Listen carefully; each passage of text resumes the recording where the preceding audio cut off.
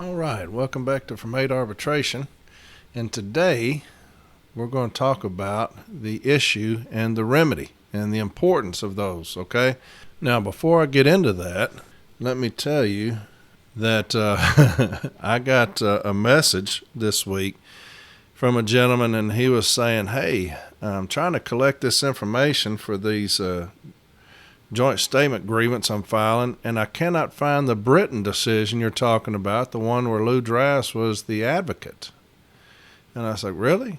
Let's see here. I got this number here, so I have a walking route that I do. And so I called JB, who's up at the Formula A, and I was like, hey, man, look this number up for me that I told everybody about and tell me, try to find this Britain decision. And he calls me back, and he's like, now, what's the number? I gave him the number. Who's the arbitrator? Britain.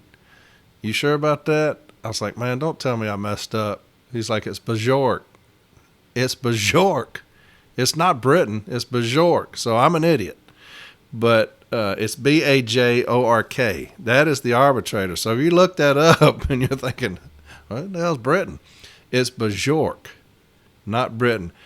And let me tell you, I laughed till I was crying when I got off the phone with him, because I was sitting there thinking, I'm telling everybody, if you want to be an expert, you do what I say and you get this information and you read it. And hell, I can't even give you the right arbitrator's name. So I apologize for that. I do. So hopefully y'all figured that out. But this poor guy is like, man, I can't find Britain for nothing.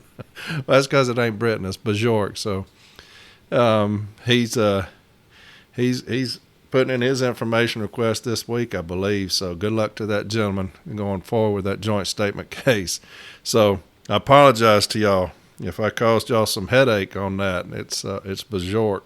The issue and the remedy and the importance of those. There's nothing more important in a grievance than the issue. Because when they show up to an arbitration, they have no idea why they're there, other than to hear a case. They don't know if it's discipline, if it's contractual. They don't know anything.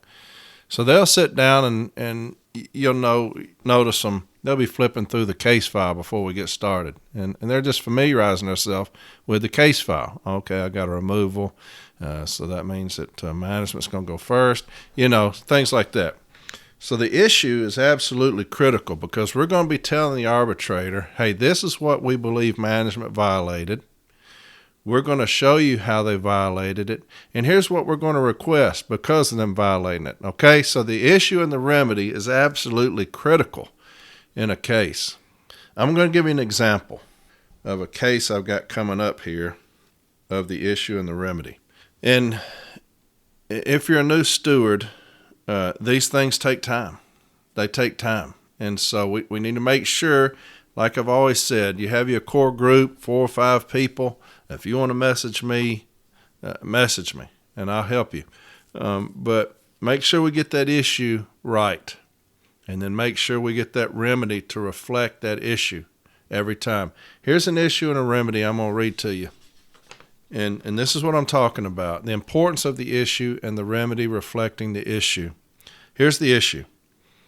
1. Did management violate Article 16 and Section 115 of the M39 Handbook via Article 19 of the National Agreement when a notice of removal, dated 4/14/21, was issued to John Doe for failure to abide by the term of a last chance agreement?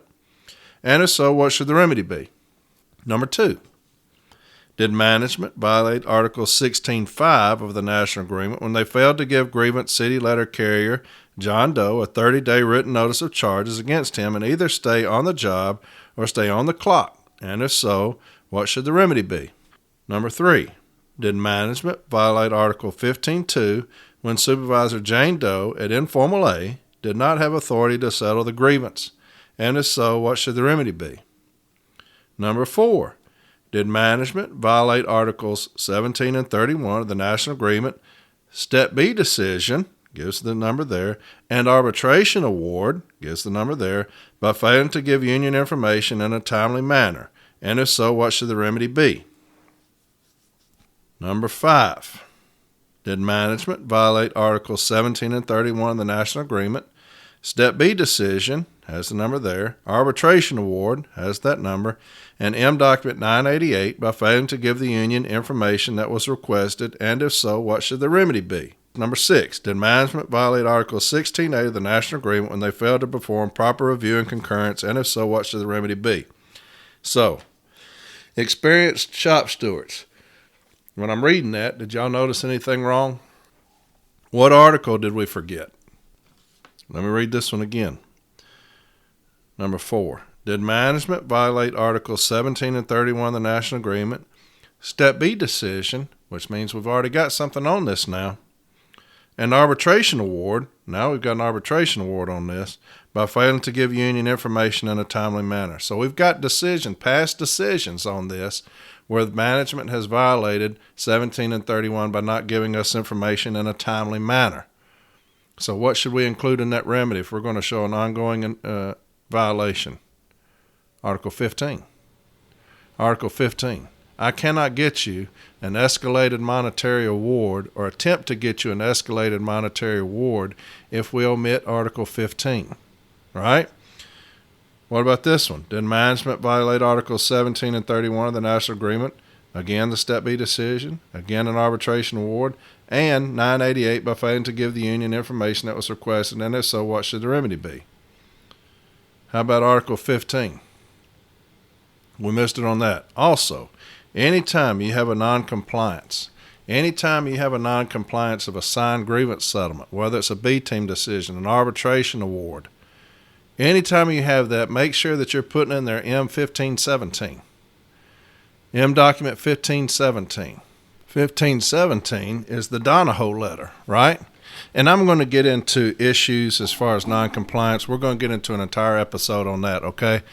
But on this one, we should have had an Article 15, 17, 19 via M1517, right? The Donahoe letter talks about compliance with grievance settlements, and signed grievance settlements are not optional. And 31. So we kind of missed out on that just a little bit on this issue. That's the importance of the issue. Let me read you the remedy we request. So we got quite extensive. We got 6 things on our issue. We're talking about 16, 16.5, 16.8, 17 and 31. Here's the remedy that we asked for in this grievance. Now, this is what we're taking to hearing. Here it is. Remedy requested. The notice of removal be rescinded and the grievant be compensated for lost wages and or whatever an arbitrator deemed appropriate. That's my remedy. I didn't even ask for the arbitrator to give me a remedy on the 1731. I didn't even ask him to give me a remedy on the 16.8, 16.5.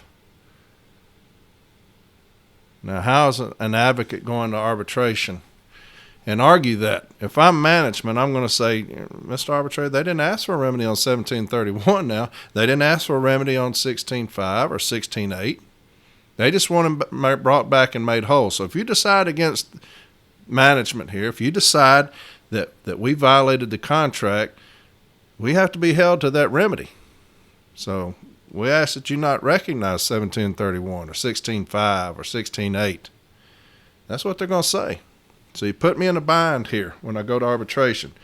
Now I can say at the very bottom, or whatever an arbitrator deems appropriate. And Mr. Arbitrator, do you think that a cease and desist on 1731, being as we already have an arbitration award, already have a B-team decision, do you think that's appropriate, that they be given a cease and desist?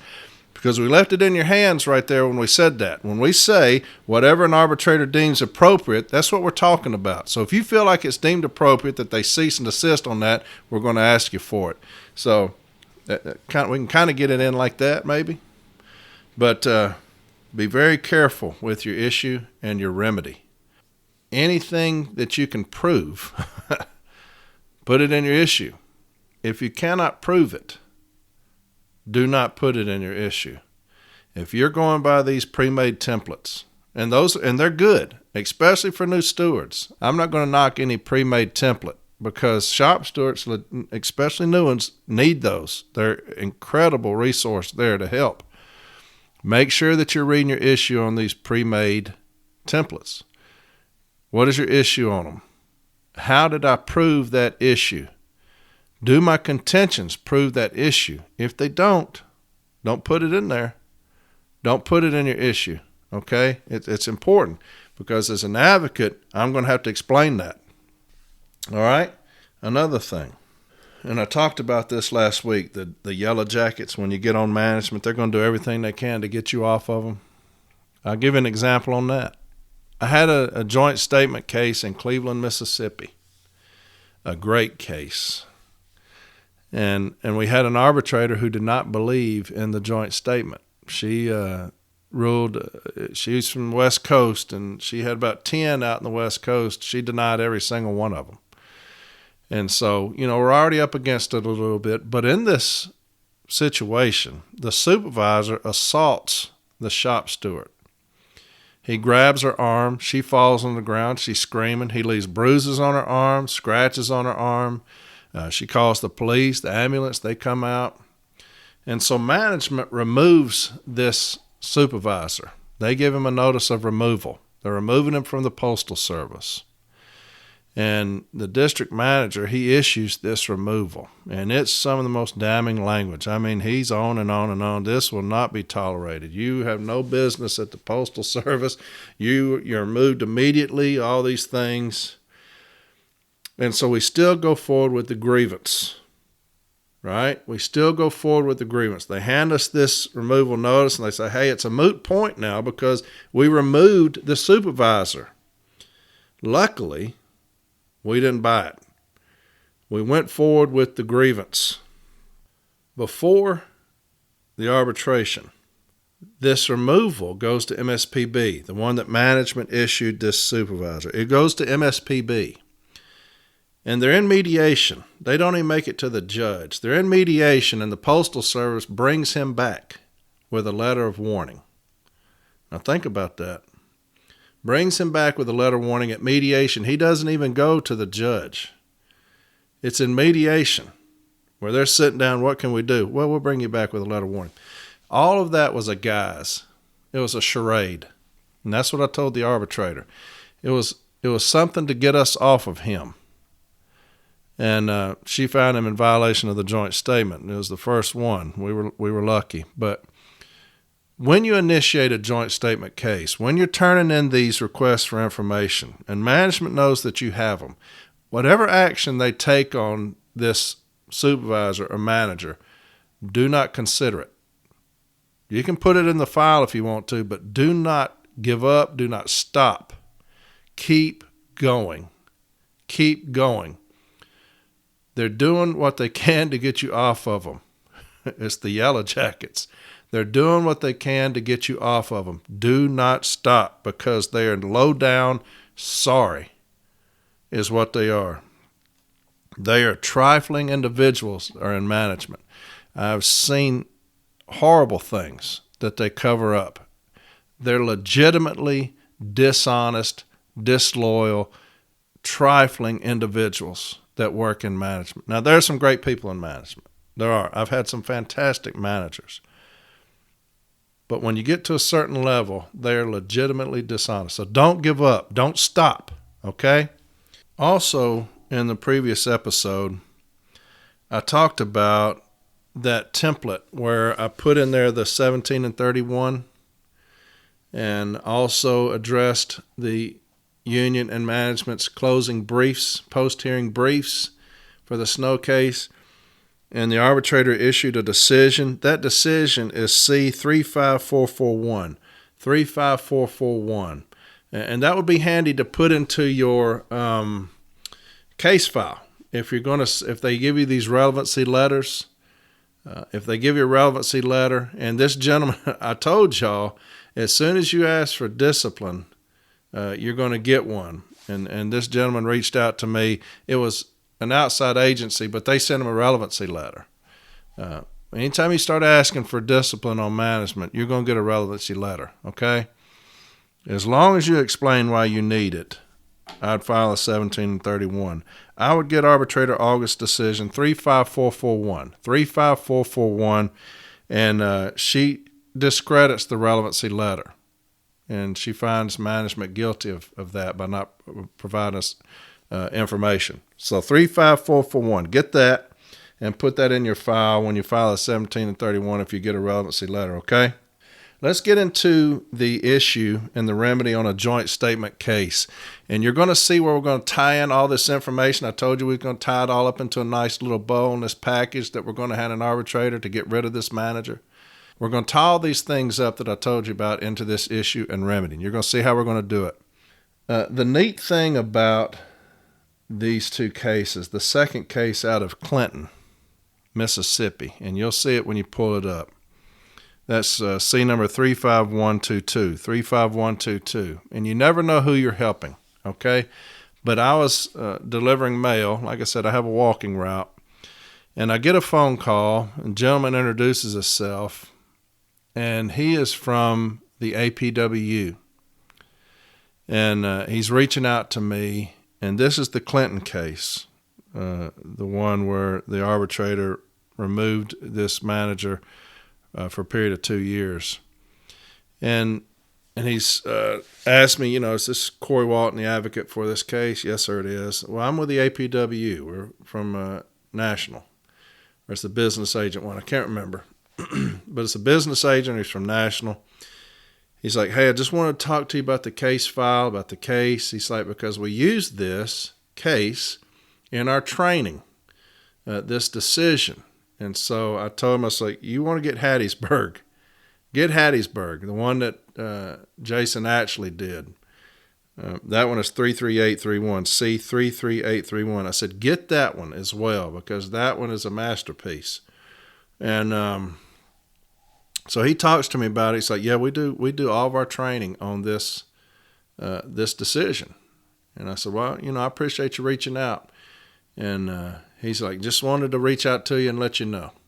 And so, hey, you never know. You never know who you're helping out, okay? So put everything you have into it, everything you have. Understand, you're going to have some roadblocks. You're going to have some things get in the way. I've been talking with this gentleman who's having a rough time of it, He can't get anybody to help, not even us, not even his own people. He's reached out to everybody, and nobody will help this guy. And so I've been doing everything I can to help him. He is dismayed. He's dismayed, man, and it tears me up to think that a brother is doing everything he can to help his brothers and sisters, and nobody is helping. So I've been doing everything I can to help him, and you can tell that he's dismayed. And I told him, I said, look here, brother, don't give up. Don't give up, ever. Don't give up. You keep going forward.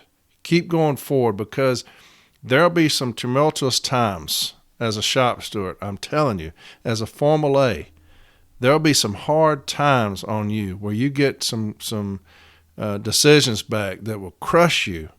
I mean, crush you. I remember the hardest time that I went through while I've been in the union is when I was going through my divorce, and it killed me.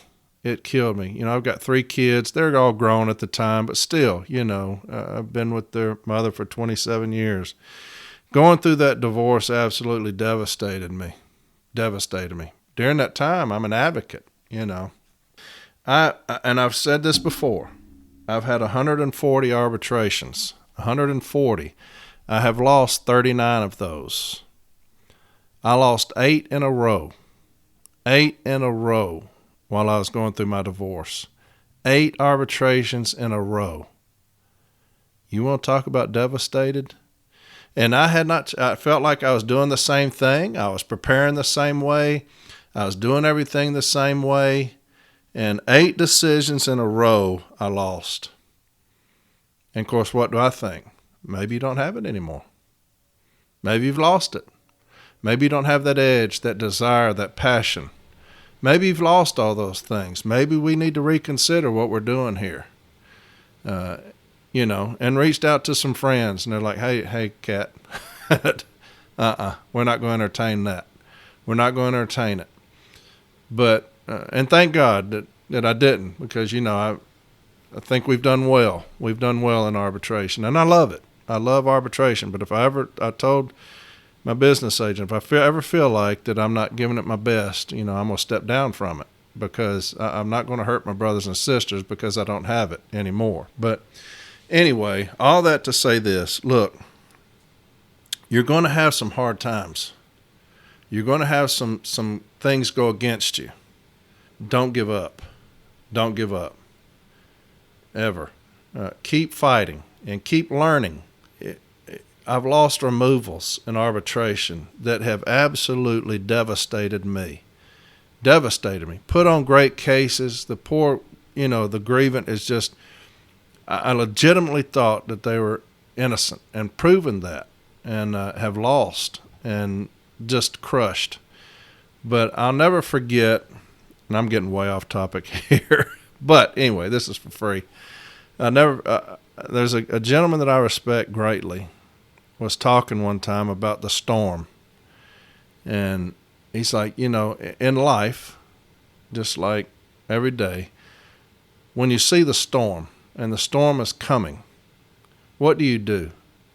He said, if you're going to go from here to there, and there is, the storm is between you and there, what do?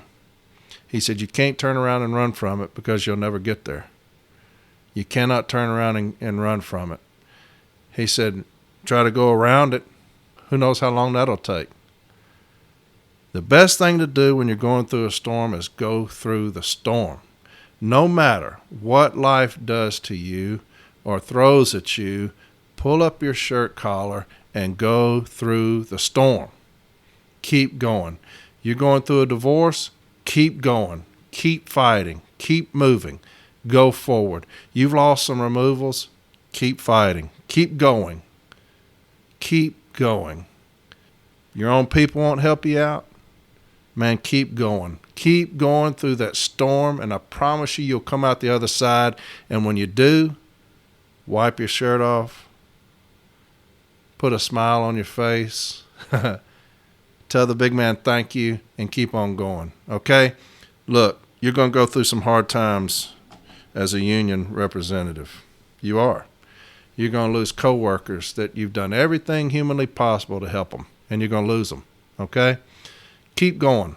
Keep going through that storm. I promise you're going to come out on the other side. You're going to be smarter for it. You're going to be stronger for it, and people will recognize you for that, okay? That was free of charge.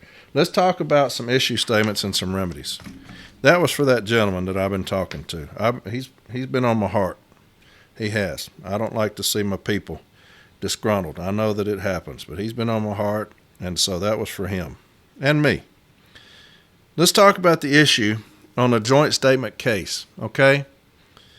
And if you noticed, last week I told you I was going to put that template in there, that decision on where you put your transcripts. Cannot get that to work. I don't know. I'm going to have somebody come over and help me. I've been able to do it in every episode, but in that one, it will not let me download that. So I'm going to try. I have to figure out a way to do that because I got to get that to y'all. I have to get it to you. But so if you've been looking in that transcript thing where it shows one, it's not in there, it's because I cannot get it to download for the life of me. I'm going to have to figure out some kind of way to get that to you.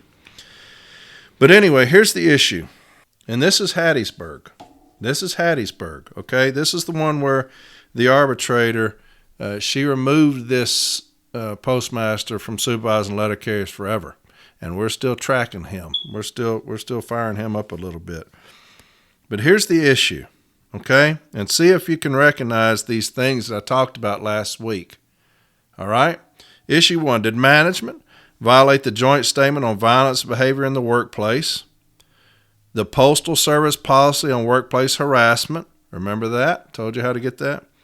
The Mississippi Performance Customer Workplace Violence Zero Tolerance Policy. I told you to get your district's policy on zero tolerance. Section 115.4 of the M39 Handbook. Mutual respect.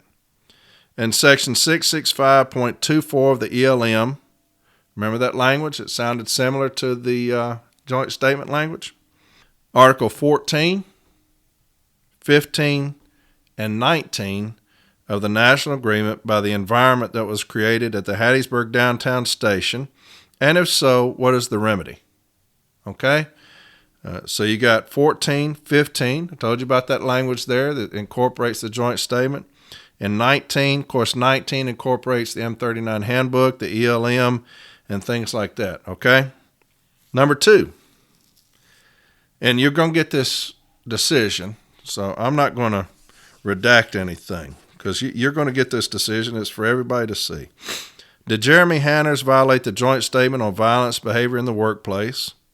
Okay. The Postal Service policy on workplace harassment, the Mississippi Performance Cluster Workplace Violence Zero Tolerance Policy, Section 115.4 of the M39 Handbook, and Section 665.24 of the ELM via Article 14, 15, and 19 of the National Agreement by the pattern of behavior he has exhibited, and if so, what is the remedy?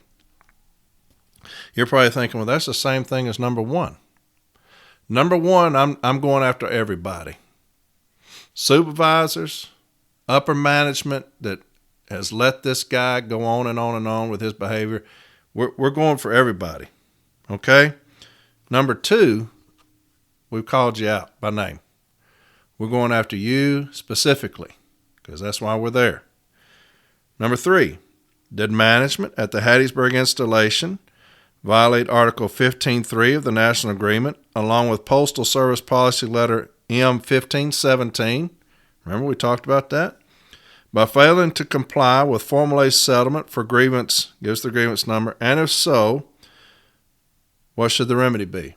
So we're talking about a non-compliance, so we put Article 15 and Article 1517, okay? Number 4, did management at the Hattiesburg Downtown Station violate Article 15.3 of the National Agreement, along with Postal Service Policy Letter 1517, by failing to comply with the pre-arbitration settlements? And it gives those numbers there. We've already got some pre-arbitration settlements. So we're saying they didn't abide by those, so we hit them with 15 and 1517. Remember I talked to you about that earlier in that issue? Number 5.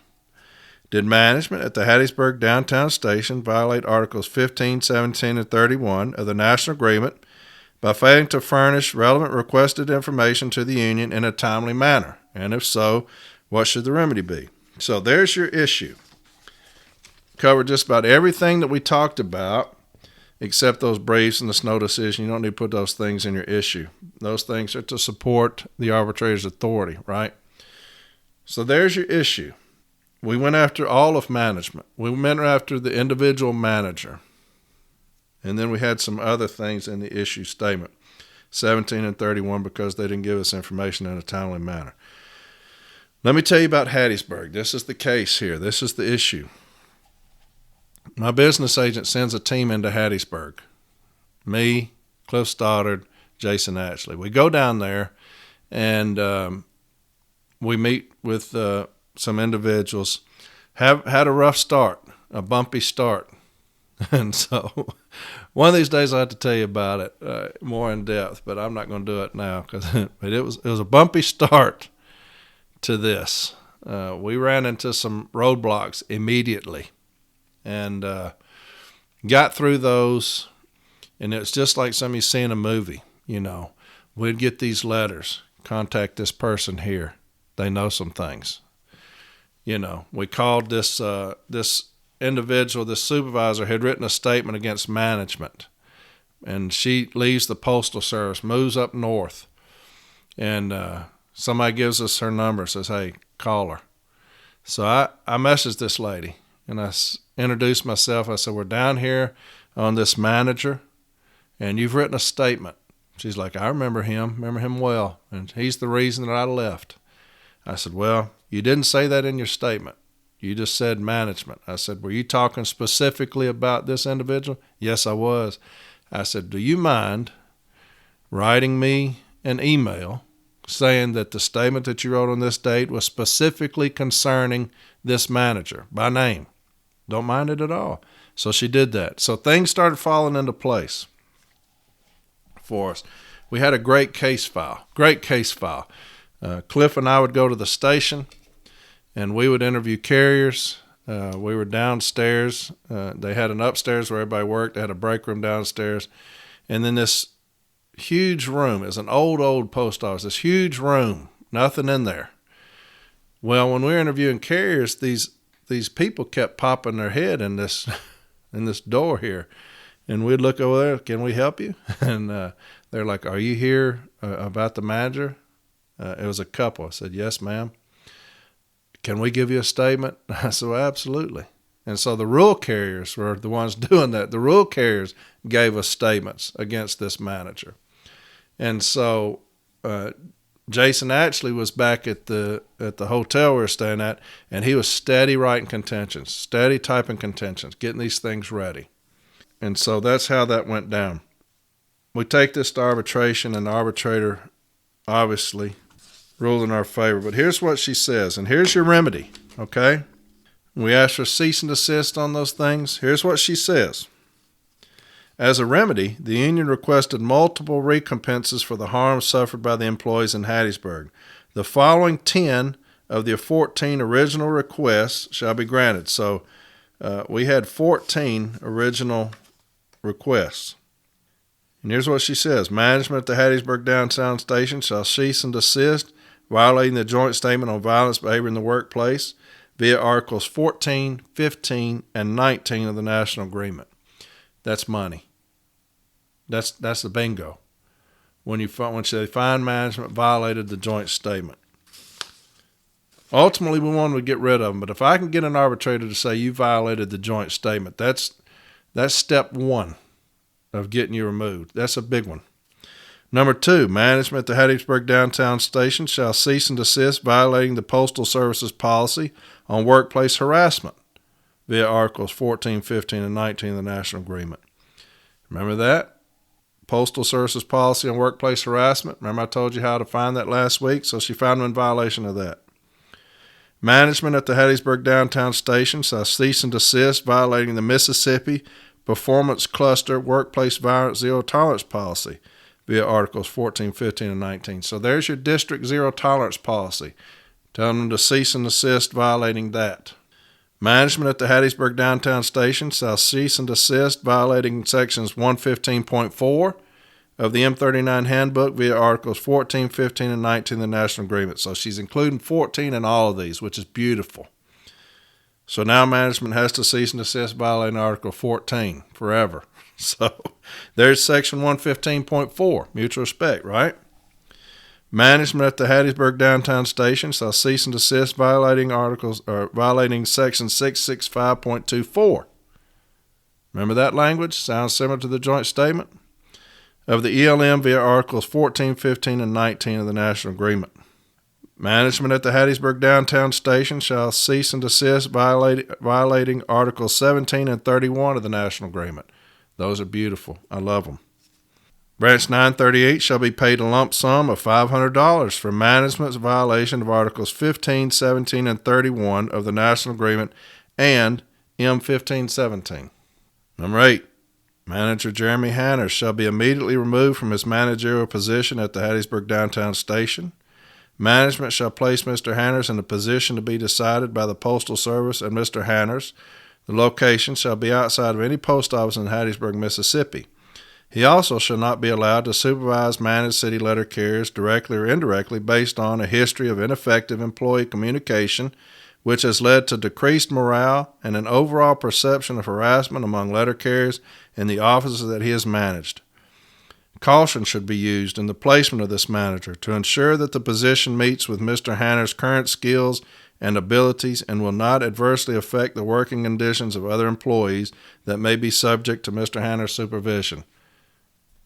That's bingo. That's money. You can't get any better than that. That's why we went down there. 9, management shall implement all of the recommendations contained in the January 23rd, 28 Climate Survey report within 30 days from the date of this award. And that was our trigger down there, was this climate survey that we received. Right as we got there, this came in, and we used that as the kind of the trigger. Number 10, management shall not retaliate in any way against any city letter carrier who participated in interviews or submitted written statements in the investigation and processing of this grievance. The climate survey report provided enough insight into the conditions in Hattiesburg so that the statements and interviews simply served to support those findings. And remember when I told you that some people just didn't want to get involved And I said, hey, look here. There's hell going on upstairs right now with what you are dealing with. Your brothers and sisters are dealing with. We're in trouble here with the environment. You got to be a union. So we asked that nobody would be retaliated for writing statements and stuff. She gave that to us. And remember when we held all of management accountable in number 1? Here's what she says about that. Regarding those requests that were not granted, the fact that the evidence of record in the union contended that the supervisors did whatever Mr. Hanners instructed, I find it unnecessary to remove those individuals from their workplace at this time. We love that because she's putting them on notice. Additionally, with the implementation of the recommendations born out of the climate survey, the supervisors should be more equipped to communicate effectively with the employees they supervise in Hattiesburg and prevent any further issues. And she talks some other things, but that's the importance of the issue and the importance of the remedy. Those things that I told you about, those documents, that's your issue. I read it to you. I would love to put this in as transcript, but I don't even know if I can download it. But that's your issue, and that's your remedy for the joint statement case, okay? Make sure that you document everything. If you have something in that issue, make sure that you can prove it. And I always say make sure that you can prove something beyond a reasonable doubt. Leave no doubt that this was violated. And how did we prove that? Through our documentation. Okay? You are the foundation. This is how I think. The informal step A is the foundation. If you got a huge tower, what is the most important part of that tower? It's not the tip of it. It's the foundation of it, how it was built. The foundation of that thing is the informal step A, the shop steward. You're the foundation of every grievance. Why? Because you're the one that has 14 days to build that foundation. That's what you do. That's what I do. When I have a grievance locally, I'm building that foundation. We're going to pile everything on top of that foundation. The informal step A is the foundation. It's the most important part of the grievance procedure because you're building the foundation for this grievance going forward. The formal A to me is the most knowledgeable of all the steps. They're the ones who deal with things on a constant basis. Contractually, you have to be the most sound at the formal A. I believe that. Contractually, you have to be the most sound because if something comes up to you that we've missed here at the lower steps, you're going to say, I need to get this right here. Here's this step 4 over here. Here's this M document over here. Need to put that in there. We failed to address this. Let me get that, put that in there. Contractually, you have to be the most sound at the formal A. Now, a lot of shop stewards, you're going to be just as contractually sound, but the formal A has to be the most contractually sound. And you got to have a little edge to you. To formal A. When management comes in with their contentions, you have to go over those contentions with a fine-tooth comb, every sentence, every word. You have to address things, rebut things. That's the most critical. You got to rebut everything, read everything. If statements are in there, check them. Call people if you have to call them. That's the formal A. The B team, you're the mayonnaise on the sandwich. You're just putting a little topping on it. You're addressing some things. You're pretty knowledgeable, but not really supposed to make new arguments. Some do, but you're accentuating arguments already made. You're the chocolate sprinkles on the ice cream. You're accentuating things that are in the file. The advocate has to be the quickest. You're already knowledgeable because everything that you need to know is in that case file. Should be. So you're just studying the case file. You're the orchestra leader. You're going to determine how this thing's going to play out to the arbitrator. Got to have a good memory. Good memory as an advocate. Whether it's a 1,500-page file or a 20-page file, you need to have it down to memory. But you got to be quick. Extremely quick as an advocate if you want to be effective. People always laugh at me because I sit back in my chair and I just stare at the ceiling while I'm listening. I'm listening to management. The first thing that comes out that ain't right, objection. Because I have this case file down to memory. And so you got to be quick as an advocate, quick and knowledgeable. You got the case file. You already know what's in it. So you're going to learn everything that you need to know out of that case file. You're going to already got your cites that you know that you're going to need. But that's the advocate. Extremely quick, reasonably smart, a pit bull. But that's how I feel. So when you're doing your issue and your remedy, that's your foundation. Your documentation, your contentions, that's your foundation. That's your foundation for the Formal A. That's your foundation for the B team. That's your foundation for the advocate. Build that foundation. Make it as firm as you can, okay? We're not going to topple as we go forward. Our case isn't going to crumble as we go forward because we've got a sound foundation. So I hope this has helped you. That's the issue and the remedy. If you look at case 35122, that's the one out of Clinton, Mississippi. Great language in that. If y'all have read that, you understand what I'm talking about now. Some great language in that. Great language. But you'll look at the issue, pretty much the same issue. Pretty much identical to what we dealt with in Hattiesburg. You look at the remedy, what she gave, pretty much the very same thing. Pretty much the very same thing. Two very successful grievances, very successful cases. I encourage you to look at them. Read them, okay? That's your issue, and that's your remedy. I hope I hadn't talked too much off these little sidebar things, but the issue and the remedy, critical in your grievances, okay? Make sure that you're proving your issue beyond a reasonable doubt. Make sure that you're proving that issue, and make sure that you're addressing each issue in your remedy. What do you want for that violation of that particular issue? Okay? Make sure that we're doing that. Reach out and get help if you need it. If you need help, have your core group. Reach out to them. If nobody will help you, reach out to me. I will do everything I can to help you if I can. I promise you that. You're not in this alone. I know that this gentleman feels like he's in this alone. We're not in this alone. Reach out to me. I'll do everything humanly possible to help. Like I talked about this on this social media where people just belittle these people. If you could talk to your business agent and understand the difficulty that they're having getting shop stewards in certain places. They're having to assign outside stewards because nobody will help. And you finally get one to step up and do something, and then they're treated like they are, it'll piss you off. It will, because we need help in certain places. We're not getting any, carriers are not wanting to step up and help for the most part. And so we finally get a steward to step in and help, and then they're belittled by their own brothers and sisters on social media. You should be ashamed of yourself if you're doing that. Don't do that. Help. If somebody has a question, answer it and get out of there. Answer the question if you know the answer. If they're putting up discipline, don't have 15 responses. They can't do that. I've seen people put up discipline. What would you argue? Well, they can't do that. Well, hell, we know that. Come on. If people are asking for help, help them if you can, okay? Let's not belittle our brothers and sisters.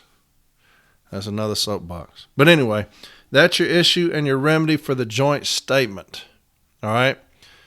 If I can, I may just pay to have this one done, a transcript done on this one. That way you can read it, the issue and the remedy. That may help you, I guess.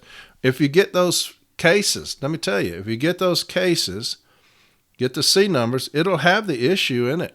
And just copy and paste that issue and then just put your stuff in there. That'll help you, right?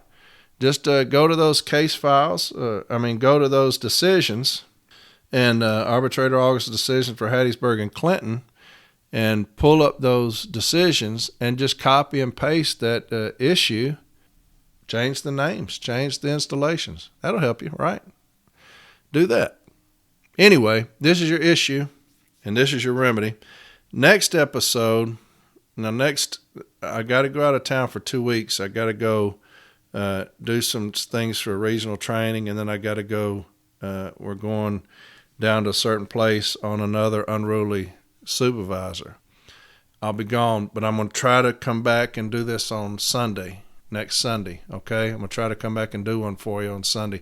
But we're going to get into some different sites and just talk a little bit about our joint statement decisions, where arbitrators are at, kind of the things to avoid, things to understand, the pitfalls of these things so that we're well versed in it, what to expect, and how to address certain things. That'll be my next episode, and then we'll be done with the joint statement series. And hopefully this has helped you out. I hope it has. Like I said, read that stuff. It's Bjork, not Britain. Read that stuff. You will be experts at it, I promise you. You know exactly what to say, exactly where to go, how to get your case file ready, contentions and things like that. So next week we'll tie it all up, and then the next one, hopefully get JB in here to do a Deems for you, Deems case. We're going to do window of operation, dispatch of value. We're going to do escalated monetary awards. We're going to do past practice.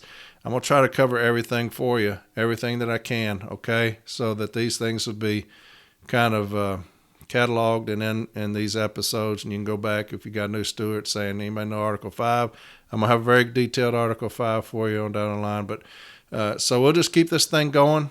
Another thing I want to do is periodically I'm going to have some charges where I run into some charges, and we're going to sharpen ourselves on these charges. I'm going to read the charge, and while I'm reading the charge, see if you can figure out what you're going to need, what information you're going to request, how this charge is screwed up. We're going to win cases just off the charge, okay? By the time we finish reading the charge, I want you to be that quick. When I look at a charge, I can beat that charge in a few minutes. That's how you're going to be. I'm going to read, just have episodes where I read the charge, and then we're going to beat that thing right there on that episode, okay? So I figured that'll be something for your mind, to sharpen your mind on how to beat charges just by looking at them, what you're going to need. We'll read them several times. What are you going to need to beat this charge? What are you going to look for, okay? We're going to do those things. So we'll just keep it going. When I look on my thing and I see nobody's listening anymore, we'll probably stop. But as long as people are listening, if I got a couple people listening, I'm going to keep doing it. Because I want us to succeed. I don't want anybody to fail, ever. I understand the importance of that, the difficulty of getting help. So I want us all to succeed. I want everybody to win every case you ever grieve. I do. And I'll help you however I can. A lot of good resources out there. I'm not the only one. But with that being said, this is your issue and your remedy episode for the joint statement. I hope it's helped you get those cases and get that issue out there. It's a good one. All right. Y'all take care of yourselves. Y'all have a fantastic next week, and I will be back next Sunday, and we're just going to chit-chat. All right. Y'all take care now. I'll see you later. Bye-bye.